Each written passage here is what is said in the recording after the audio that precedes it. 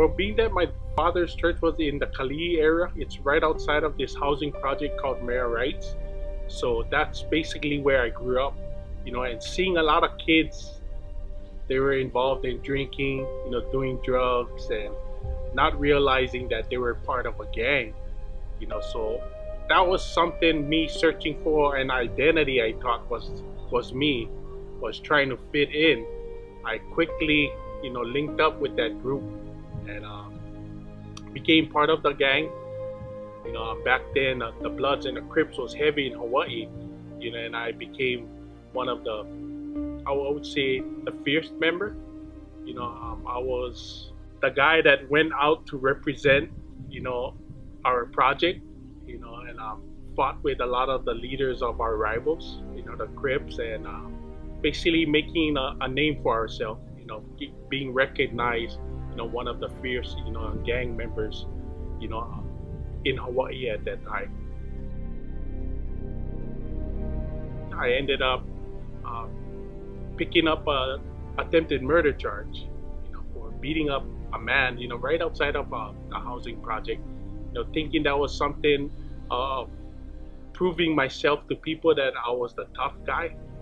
Just a year later of being in prison for that attempted murder charge, I got involved in another incident, where I got into a fight with a man who was one of the leaders there. I ended up killing him. I took his life, not realizing, at the time of what I've done. So there I was back in prison. 3 months later from this, my older brother was killed, because of that incident. So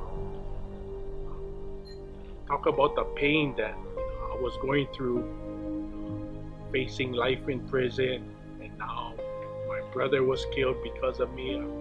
I just didn't feel that I had any reason to live.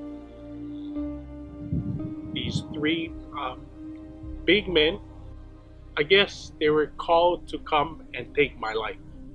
Yeah, not realizing at that time, but they came down to the bar that I used to hang around with a lot of drugs and so forth like that. They came there, um, and they basically beat me up. That's how I got this scar over here. They beat me with a beer bottle, cracked it on my face.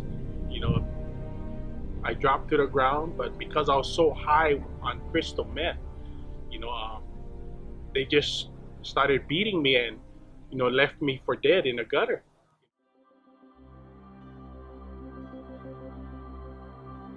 My family members were called.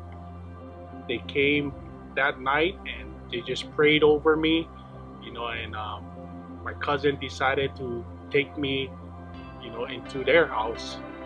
Every morning, my auntie would get up and just open the Bible and just read, the word to me and just tell me how much God loved me, how much He forgives me, and so forth like that. And that's all it took. They invited me to their church.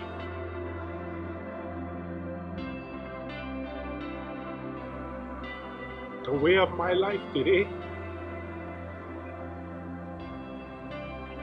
I don't know how to do anything else but to love people. Because to think of this perfect person came in this world, committed no sin, and for him to sacrifice his life for someone like me, I couldn't ask for it. That's true love for me. Is giving at the expense of self to benefit others. So this is the new life that God has taught me, to love other people. I especially wanted to thank my wife, for all she has done and opening my eyes to see that more of the things I need to do.